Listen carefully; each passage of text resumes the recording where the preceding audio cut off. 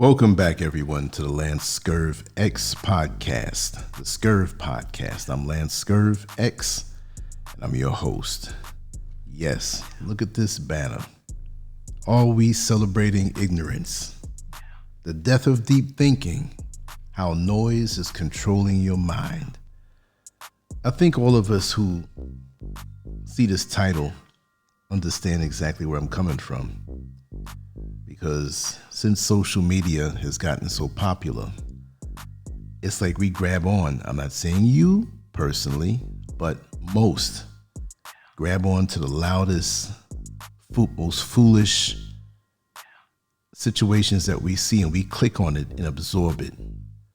So what do you think it's doing to your brain? It's just downsizing it. I have an inside joke with a friend of mine. We were at Bentley's nightclub. This had to be back in 84, 85 in Manhattan, New York. And I wasn't really a nightclub person. I was always like a bouncer in a club, but I went with them that night. We all decided to go and have fun. Not necessarily looking for girls or whatever, but they're women that were there.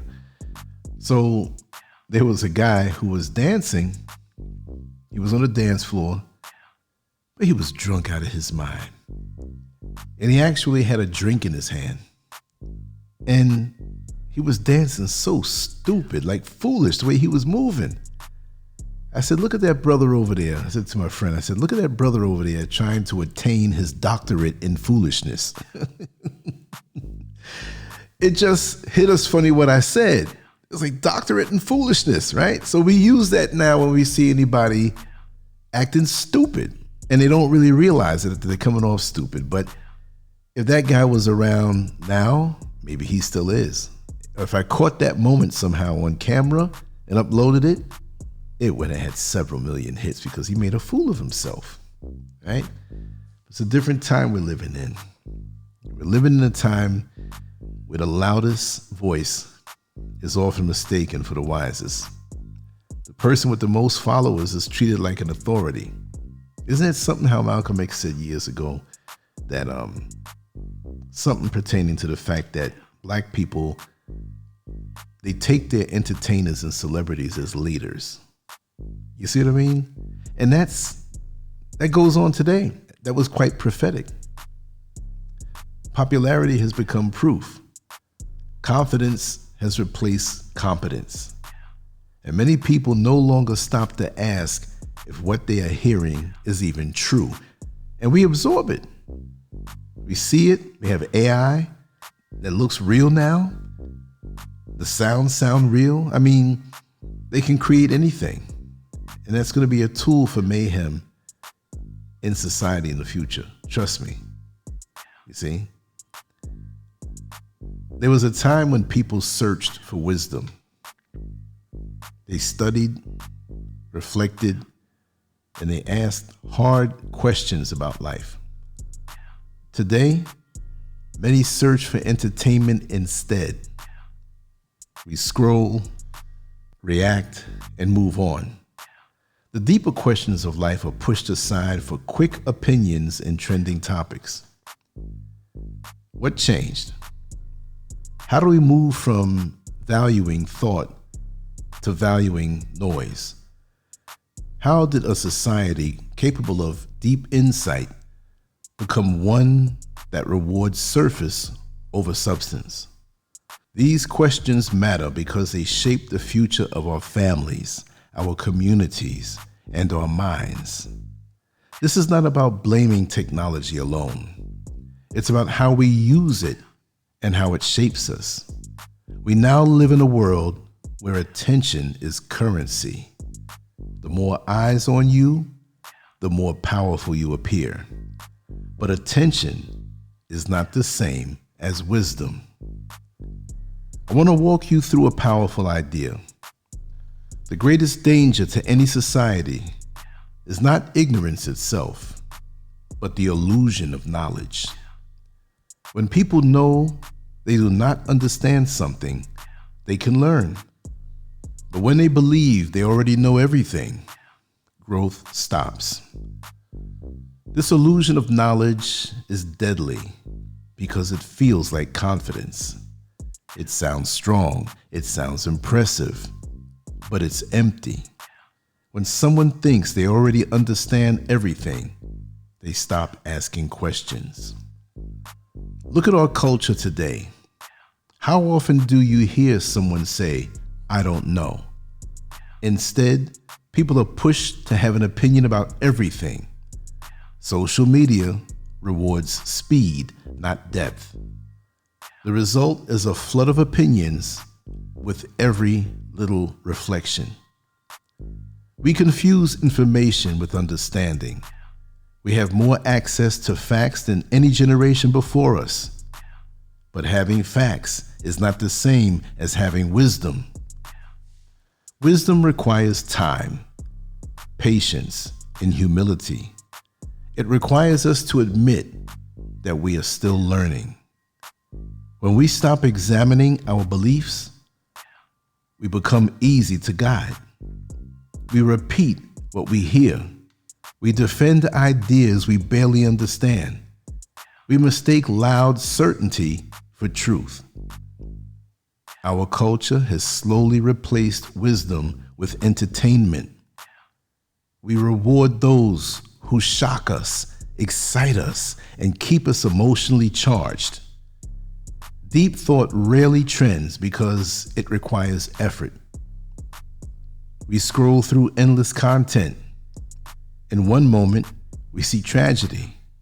In the next, comedy. Then outrage. Then nonsense. Our minds barely have time to process anything before the next wave hits us. This constant stimulation weakens our focus. Just like junk food harms the body, mental junk harms the mind. If we feed ourselves shallow content all day long, we should not be surprised when our thinking becomes shallow too. When a society values comfort and pleasure more than truth and character, decline begins quietly. It may look strong on the outside, but inside it grows weak. It's easier to guide distracted people than thoughtful ones. When people are busy arguing, scrolling, and reacting, they are not examining what is really happening. The modern system runs on attention. Every click, share, and comment fuels it. The more emotional something is, the faster it spreads. Calm and balanced ideas often get ignored. When you stop questioning, you start following. When you follow without thinking, you slowly give up your independence. You may feel free, but your reactions are being shaped by what you consume. We are encouraged to react quickly. We are told to pick sides. We are trained to respond before we reflect. Over time, this weakens our ability to think clearly and deeply. Many believe freedom means having options. We can choose what to watch, what to buy, what to support.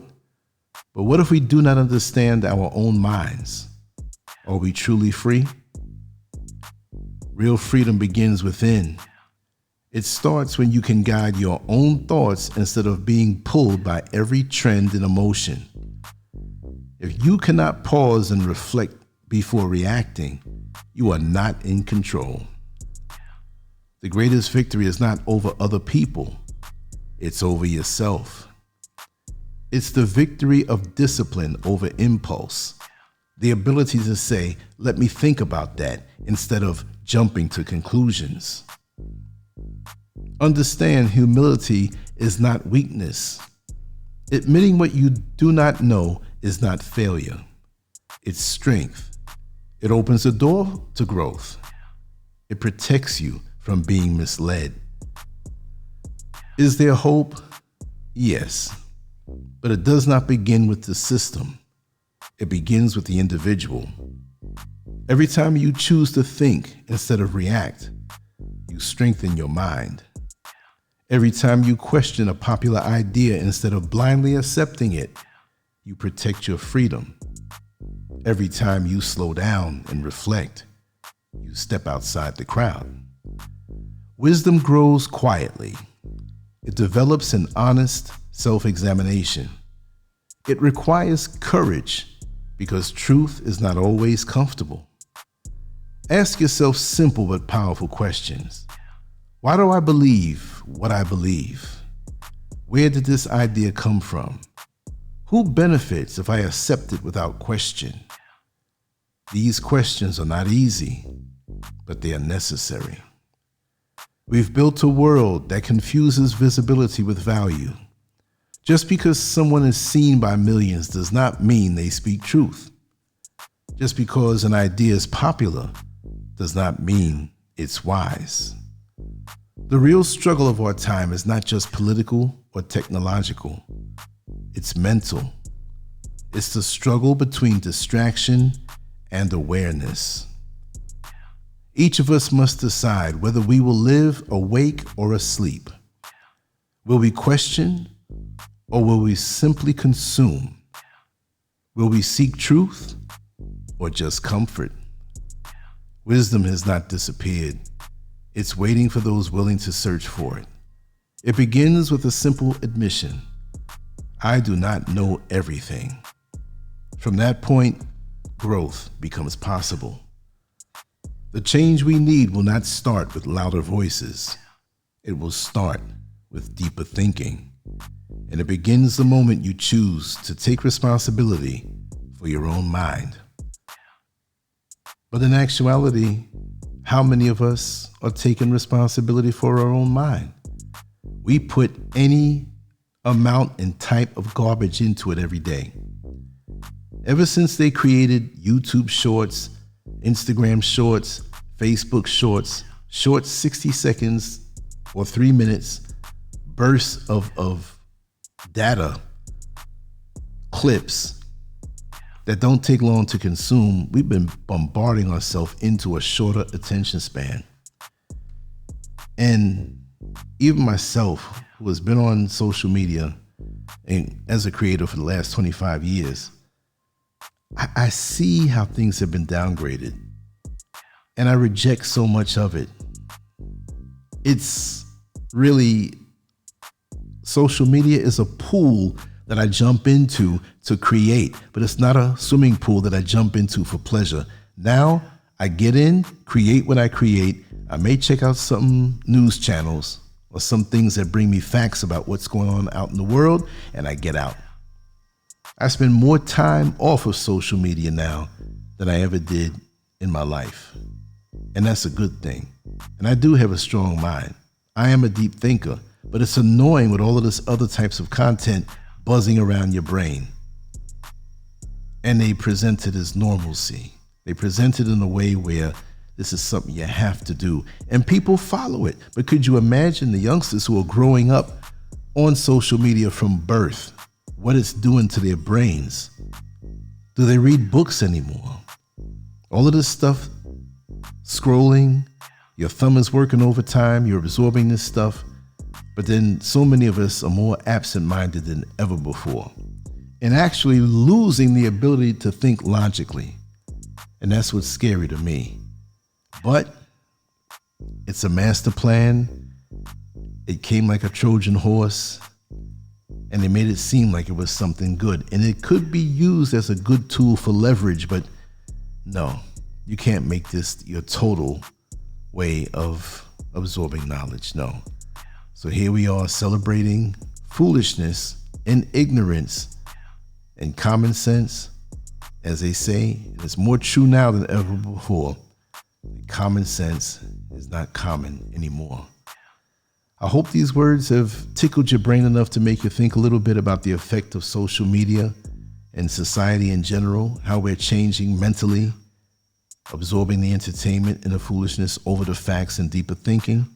We need more deep thinkers in the world. We need to give our children books. Yes, also, it's been discovered that when you read a book, you absorb more of the information.